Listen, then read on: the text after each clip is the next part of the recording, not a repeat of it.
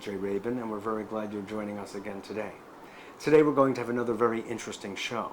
We are continuing on the path of looking at the world at large, and this time through the lens of Frankel, who is the author of this book, Out of the Labyrinth. Who we are, how we go wrong, and what we can do about it. We all at this point need solutions, in fact, fast, straightforward solutions to dealing with the world crises that are facing us on all levels, psychologically and emotionally, as well as physically, environmentally, and economically.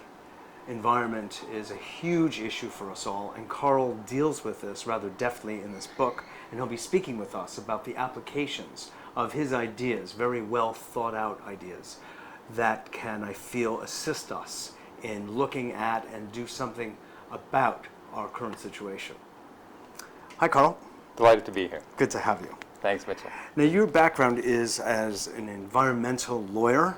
Well, I was trained among other things. I was trained as a lawyer, but I never actually practiced environmental law. I got the writing bug fairly early in my life, and was a business writer for a number of years, and I just felt like my life was schizophrenic. I had all this passion about helping to create a better world, and then all the writing was about making money. So about 17 years ago, I decided to find a path that would allow me to combine my passion with my talents and skills, and so I started writing about environmental issues, and it turned into writing about sustainability, with this particular focus on business and sustainability. But the more you look at these issues, the higher up the mountain you have to climb to understand what's going on. So my interests have evolved over the years from, what's Procter & Gamble doing about this product, to what's really going on here, and how do we understand this weird situation we're in, and how do we make sense of who we are in a world that increasingly tries to make things confusing for us. Yeah, actually. Yeah. Sometimes I have the sneaky suspicion when I look a little more closely than at other times, they're trying to kill us. Well, I think spiritually I think that might be a bit of an overstatement because it's too conscious. I mean, in Iraq, I think it's overt, but in our lives, there's such a thing as called a control mythology, and there's certain assumptions about who we are that are embedded in the culture, and in many ways, these assumptions about who we are life-destroying. So in that sense, I think you're completely right, but it's not. We have lots of excuses and reasons to be paranoid. I prefer to not go down that road and put the blame on a sort of general mood or stain in our culture rather than conscious malevolent intention on the part of I don't think the it's Trilateral malice. Commission or whatever. That's right. And actually, that's not what I meant. What I meant is that I feel that we have an addiction, a generic addiction to destruction as distinct from creation, as a general nature of humans, that we tend to do things that are to our detriment, and therefore we allow the corporate structure to do things like use certain kinds of preservatives in our foods, or genetically engineer the food chain, and all sort of chemicals instead of natural. Freud, and it's become allowable. Freud talked about this, about the thanatos, the death instinct, and that's clearly present. I don't look at it that way particularly. It's not that it's not valid. It's not my focus. My focus is more on the different conflicts inside ourselves. And to use myself as an example, I, like everybody in the world, go through life, and one part of me wants to open and embrace all experience. but I'm a person whose instincts are for self-preservation, like every person's, like every animal's. And so there are places where I'm going to want to control my environment, close down, distance myself from negative emotions, and do all that kind of controlling behavior. It's simply hardwired into us as animals. Definitely. So From a survival point of view. And what this book that I've written is about the conflict that happens between that part of us that, or this is a piece of what I write about, that part of us that is willing to surrender to the miracle, really, of being on this planet and submit, if not necessarily to a higher power, to our own powerlessness. And then there's another part of us that needs to be in charge and be on top in order to give us a sense of power. And neither is fully true or false. Maybe theologically, the former is more real. But the fact is, we do control a lot of stuff. I mean, just look at what people are doing to the planet. We control, to our detriment, things that are going on. And what happens is that organizations like corporations become created in the mold of one of these subpersonalities. In the book, there are three subpersonalities. The controller, what we're calling the controller here, I call the strategist, because it's really how do I achieve my goals as quickly and efficiently as I can. The person who is surrendering to the all, if you will, is the seeker. The person who tries to find meaning in this mystery that we've been dumped into on this planet. And then the citizen is the person who interacts with other people in the natural world. The social nature. being. And I am right now being a citizen in the limited sense of I'm in conversation with you, so I'm engaging you and engaging the natural world. So the world can be seen, what the structures of culture and organizations and interpersonal relations can be seen as a conversation among these three personalities. Corporations are the quintessential strategic organization. They are about control. If you don't predict and deliver on your predictions, you're out of a job. And so if the corporation as a whole doesn't deliver on its products or services, absolutely. So it's out of it's high risk market share. And you've got to control and you've got to win. It's a Darwinian, an old social Darwinist model, and and to some extent it's a reality that we're all in it. The challenge becomes to honor all these aspects of ourselves and not to be negative about one or the other, but really try to develop a dance where we really honor all three aspects of ourselves. Surely. The seeker, the strategist, and the citizen all have crucial places in our bodies, in our body minds, and in our broader culture. And what happens is that as a culture, we play favorites big time with the strategist, and it comes to be perceived as kind of an instrumentality of death, in a way. And its impacts, not because the strategist is bad, but because it's how it's being used. It's how it's being used, and it's out of balance with the rest. Creates a really dysfunctional culture and a dysfunctional, what some people call reality tunnel, a dysfunctional sense of... Robert Anton Wilson. Yeah, exactly. A sense One of my favorites, too. And mine, too. So, a sense of who we are in the world. So, these are subtle and deep issues, but I think they're ones that we need to unearth if we're really going to have seriously useful conversations about our future. Agreed. As you move on in the book, you talk about something called the integrity way, the integral way. Right. And by the way, I just want to say that the book is almost like a non-fiction Ulysses. It is mythic in proportion, and its meaning and its potential value, if recognized. I mean, I know that I kept thinking before you made reference to Ken Wilbur in the book that you are walking along a certain pathway so similar, traveling that same road of offering people of high mind and deep heart a chance to follow a certain pathway that might really lead to solutions, because it asks for a real broad-mindedness and a real rational but heartfelt way of relating to the world. Well, and I very much appreciate it. Well, it's very kind of you.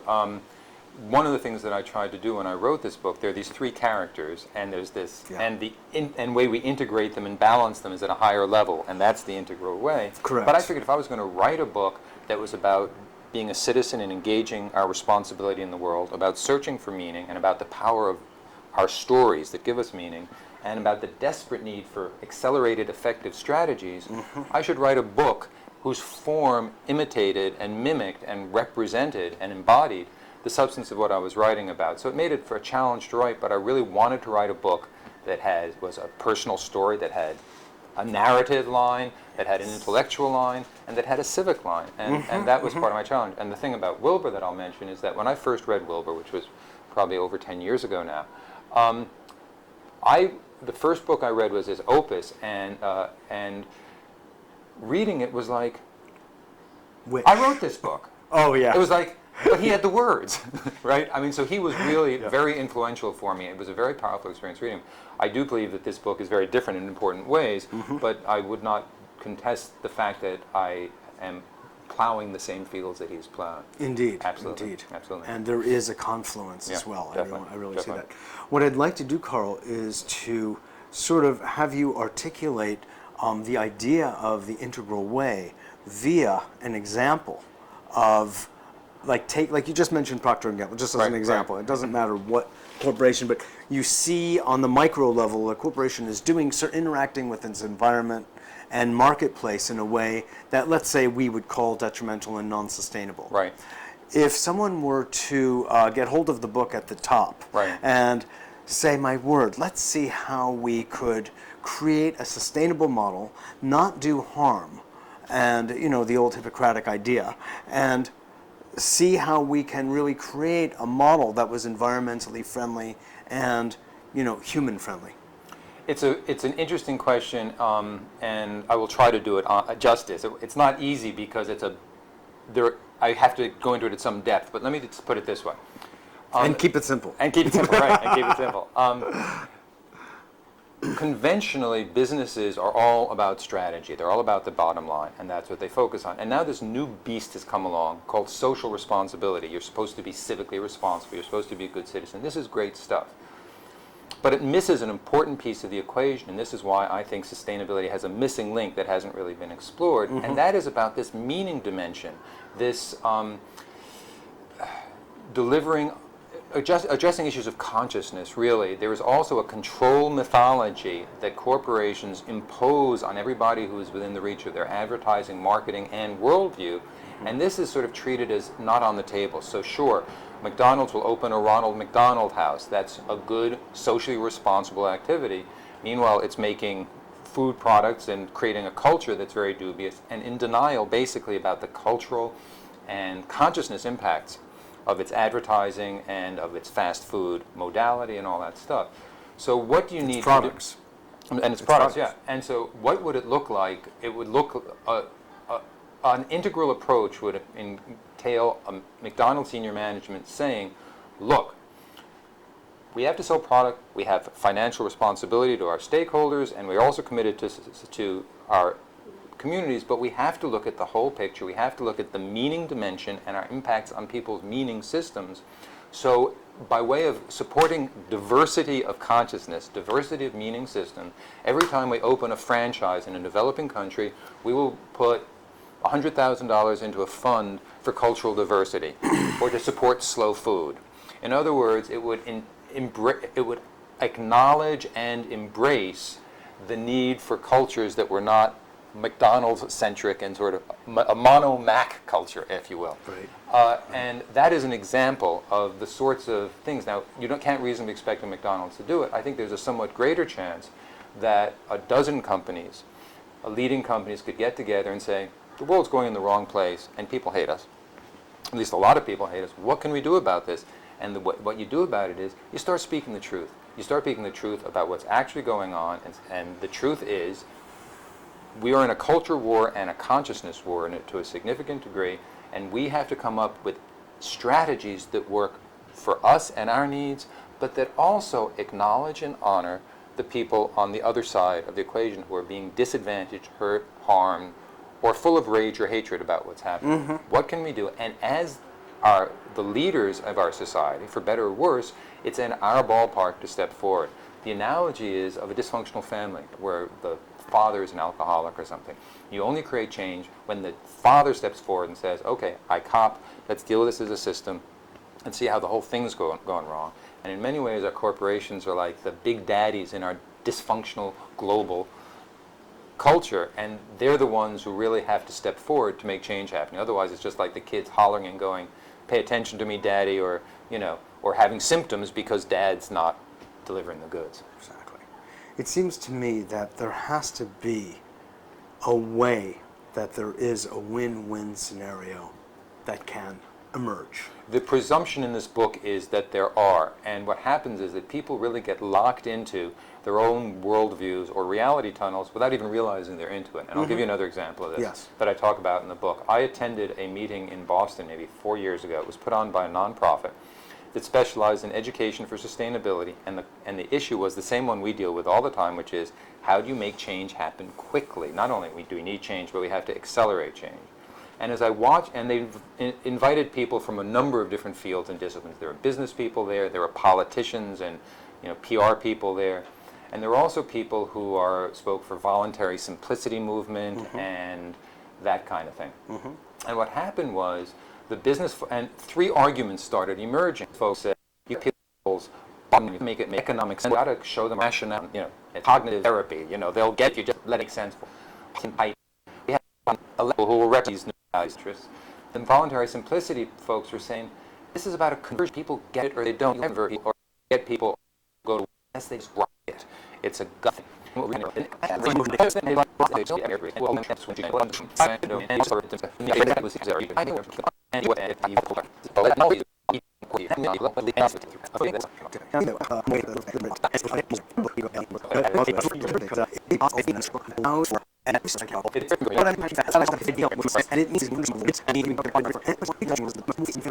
Still, right, our company's doing well. We can distribute some wealth. We're still living fine. We're driving a Prius instead.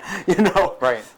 Dream on. But we're all doing well, and yet we're distributing the wealth another way, and we're not hurting the end user either. So there's more money in his pocket at the end of the day as well, and all is well. That becomes more of a win-win situation. What do you think? It's another one of those questions that opens up to about 5 answers, and my 5 selves have 5 different views of it, right? 3 selves, whatever. Okay. But the basic of it is, sure, it's great if people aren't greedy. Unnecessary greed, gratuitous greed, comes out of a sense of holding and lack of faith and a need to protect oneself. It's fear-based, and it's sad and it's pervasive. That's clearly not True. useful. And to the extent that Enron. Right, and to the extent that people just do away with that and move somewhere else, I think that's great. But there's another side to the story. It's an open question first, how many people will actually do this if you're looking to make the world a better place? And it's also, it's not necessarily the right solution for the following reason. There's this whole movement called socially responsible business, as you know. I applaud it, and yet a guy I've been in touch with recently said he has a real problem with it because it's simply, it's a palliative. It's not sufficient to address the problem. It's a kind of, he views it sort of as a puritanical appeasement of guilt, and it's not necessarily that. But the critical thing here is that it gets in the way of system change. What you need to do at a more fundamental level is redesign enterprise so that the rules of the game support and favor what is known as social enterprise, where the practices of business and a truly social mission are married in ways they're not in our contemporary business environment. Socially responsible business, as currently constituted, is a soft and nice variation on the current business model. And if people use that as their aspiration, as their end goal, the potential for change gets limited by virtue of the lack of vision, ultimately, that's being brought to that. So I don't mean this as a criticism by any stretch of the imagination for the people who are doing this, but it's a reality tunnel that can create blinders to the alternative, which is, how do we go about building a kind of new story about capitalism and new rules of engagement for capitalism that marry the two, the profit motive and social enterprise, in a much more dynamic, dramatic, and effective way. And it's just not a coincidence completely that I'm completing a paper right now on that subject.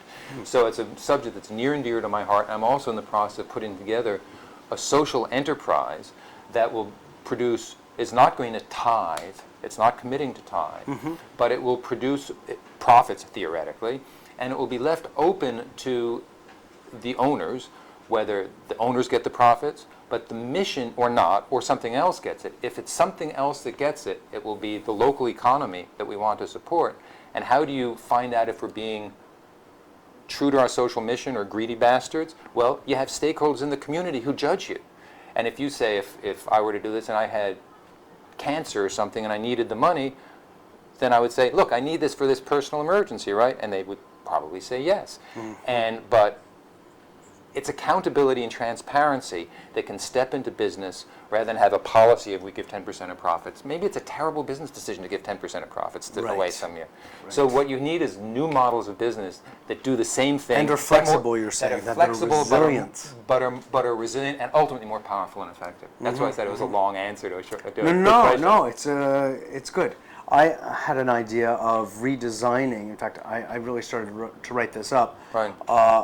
Redesign the definition of a corporation, right. And that the definition and let me say the charge of the board of directors was not simply to maximize profit to the shareholders. Right. That was not it. Right. It was to yield a profit, to assure a profit to the best of its ability, while making sure that all the activities of the corporation were sustainable, that were humane to its own employees as well as in the products and services that they deliver. Right. And you had certain hallmarks, if you will, of environmental sustainability and humanitarian factors that would have to be met by definition of a successful corporation. So by so doing, redefining success. And even profit, for that matter. And in academia, there's a lot of work around this. Milton Friedman is the guy who is the person who's most famous for espousing the shareholder theory, which is make as much money as you can for your shareholders, and anything else is a drag on the corporation, and it will drag society down because it's a lack of specialization and it's a blurring of duties and obligations. The most effective society is one where the nonprofits help people and business creates jobs. That was his theory. And that is so dinosaur-like. Well, it is dinosaur-like, but he is the epitome of this worldview, and it's actually called shareholder theory. And counter to this is something called stakeholder theory, which basically says that businesses are not only accountable to the people who own the company, they are accountable to everybody they do business with or have relationships with. So every stakeholder is a virtual owner. And that's what you're saying, and this is the theory that's coming to pass. And what's interesting about globalization is I defy you, if I'm running a little auto repair store in Mexico that's keeping gas guzzlers on the road, everybody in the world is being affected by my actions. So in today's world, what makes this world it's the butterfly effect. Everybody is a stakeholder of even the smallest mom and pop company. So if we were to update organizations to meet the realities of our world, it creates Friedman. It just falls into the dustbin of history. So there's a great battle now about how do we revision business and how do we set up new rules of the road so that businesses are actually supported and incentivized to conform to these new realities rather than just to pretend they're not there, which is the way it usually works. Yes, exactly. Right. It seems, a good part or an organic part of this happening is the emergence of the seeker. That part of the three of that part of us. It's very interesting that you say that.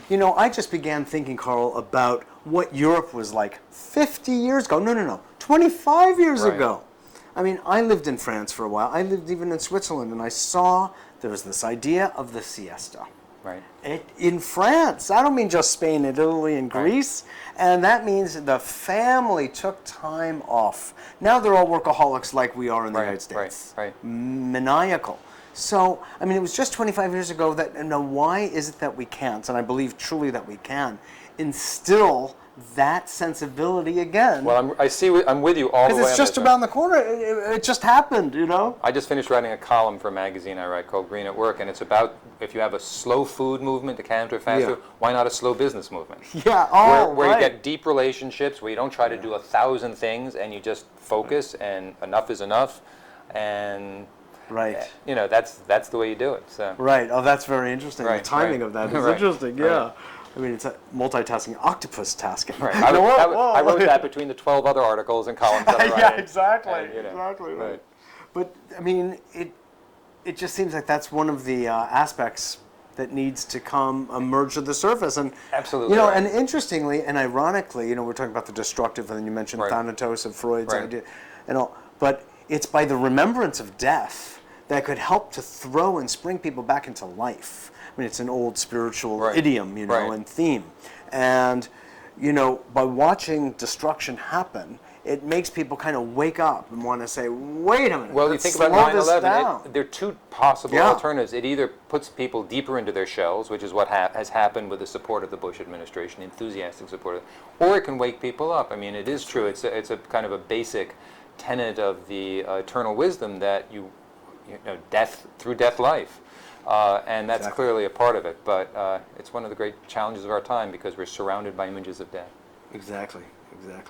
We've done really a beautiful job with this book. I mean, I feel like you've positioned us in a way that I think if more business leaders were actually to pay some attention to and just kick around, there's real juice in it, And Well, thank you. yeah, absolutely. I appreciate it. What's next? Well, there are a number of things. I obviously have multiple channels in my life, so without talking about the 7 other channels in my fast business mode, I basically want to talk to people about the material in the book. I want to go out and share with this and dialogue with people. When I talk with people about the material, people pay attention. There are different ways people can listen to you, and sometimes if you give people a heady idea, you can feel them sort of listening with their head. And this material engages people from a different place, and Yes. they're powerful conversations, and I want to have these conversations. Exactly. In fact, I dare say they are mythic. Well, these are mythic times. They really are. They Yeah. really are. Thanks a lot for coming and Thank you very much. sharing with us. I really Absolutely. appreciate it. And good luck with your work, because it is impacting us all. Thank you very much. Butterfly effect and everything. Thank you. Thank you. This is Mitchell J. Rabin for A Better World. Thanks so much for joining us. I hope you enjoyed that as much as I did, and see how the ideas of these that Carl has espoused here can really help us really make a better world. Thanks again for joining us, and I look forward to seeing you all next week.